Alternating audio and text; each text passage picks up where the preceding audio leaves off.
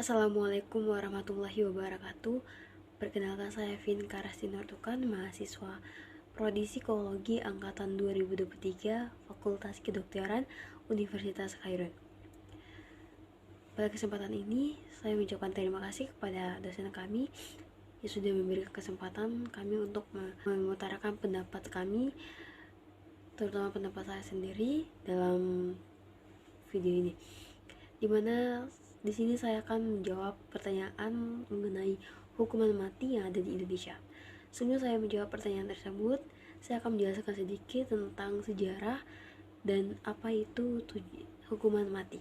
Dilansir dari laman Institute for Criminal Justice Reform atau ICJR, di mana Indonesia sendiri sudah ada hukuman mati sejak zaman penjajahan Belanda, tepatnya pada tahun 1808 pada kekuasaan Gubernur Jenderal Hindia Belanda yaitu Henry William Daendels, di mana saat pribumi tidak mau disuruh oleh Daendels, maka diberi hukuman mati.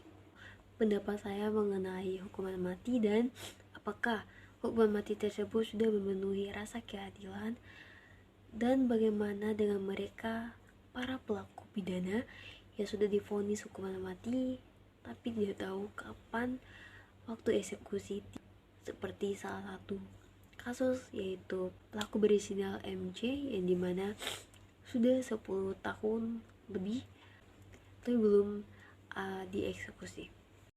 Menurut pendapat saya, hukuman mati ini tidak adil, dimana terlepas dari tujuannya yang memberikan rasa jera, keamanan untuk rakyat, dan juga pembalasan dendam untuk para korban kepada pelaku, di mana pelaku diambil nyawanya.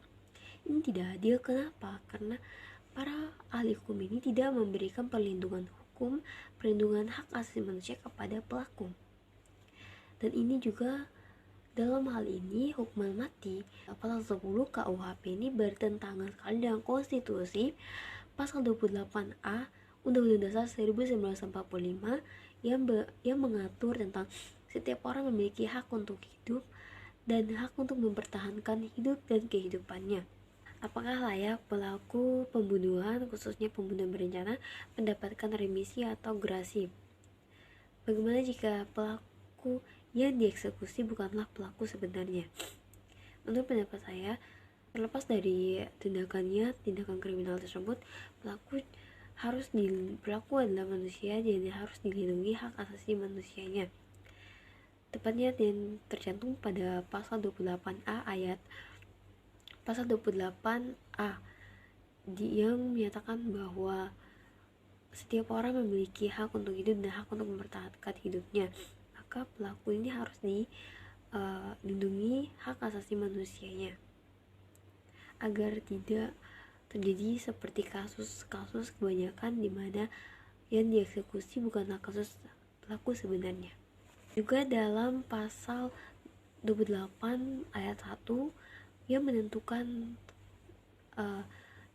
hak untuk hidup adalah hak asasi manusia yang tidak dapat dikurangi dalam keadaan apapun. Oleh karena itu, hukuman mati dalam Undang-Undang Dasar 1945 dilarang.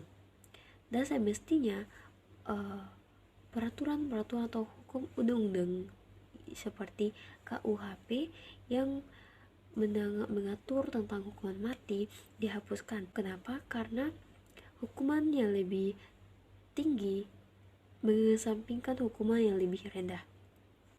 Sudah ada 144 negara yang menghapus hukuman mati. Apakah Indonesia akan mengikuti menyusul untuk menghapus hukuman mati? Dan jika iya, hukuman apa yang tepat untuk menggantikan hukuman mati? Indonesia merupakan bagian atau anggota dari Dewan HAM PBB pada tahun 2020 hingga 2022.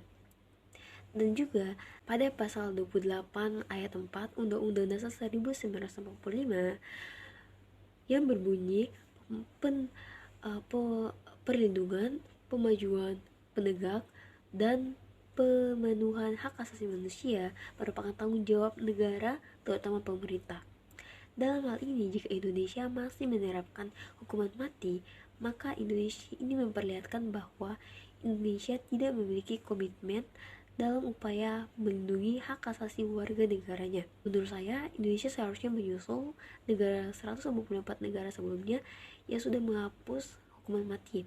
Dan hukuman yang sebaiknya diganti, yang menggantikan hukuman mati, yang merupakan hukuman penjara seumur hidup. Kenapa saya memilih hukuman seumur hidup?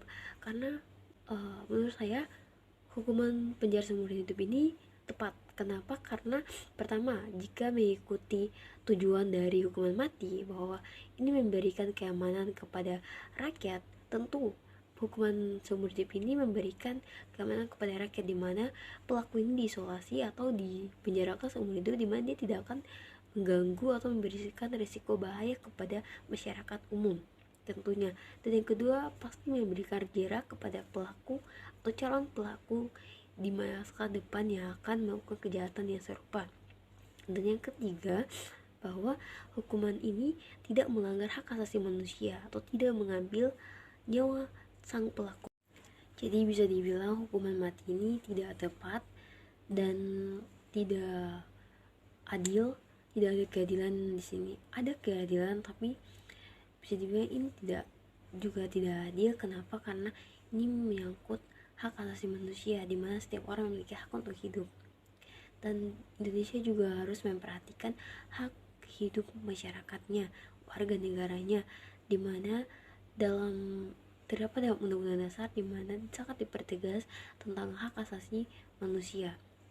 Dan juga masyarakat atau yang terlibat kasus serius dan memiliki perekonomian rendah, tentunya mereka akan menjadi bisa saja terjadi ketidakadilan di situ. Dan jika terjadi ketidakadilan di situ dan hukuman yang ditetapkanlah hukuman mati, tentu akan sangat disayangkan jika yang divonis hukuman mati itu bukanlah pelaku sebenarnya, tapi hanyalah masyarakat atau warga negara yang tidak memiliki cukup ekonomi atau cukup power atau cukup uang untuk membela diri. Jadi saya juga berharap semoga hukum di Indonesia bisa semakin adil. Sekian dari saya, mohon maaf jika ada kesalahan, karena saya juga baru belajar. Dan saya berterima kasih karena dengan ini saya bisa belajar tentang hak asasi manusia dan juga tentang hukuman mati, di mana ini menjadi pelajaran baru dan pemahaman baru dan informasi baru juga kepada saya. Dan jika saja tidak ada tugas ini, saya mungkin tidak tahu tentang dan tidak akan mencari tahu tentang hukuman mati ini. Dan saat saya mencari tahu tentang hukuman mati ini, saya merasa sedikit tertarik dengan pembahasan mengenai hukuman mati ini. Saya ucapkan terima kasih dan mohon maaf sekali lagi.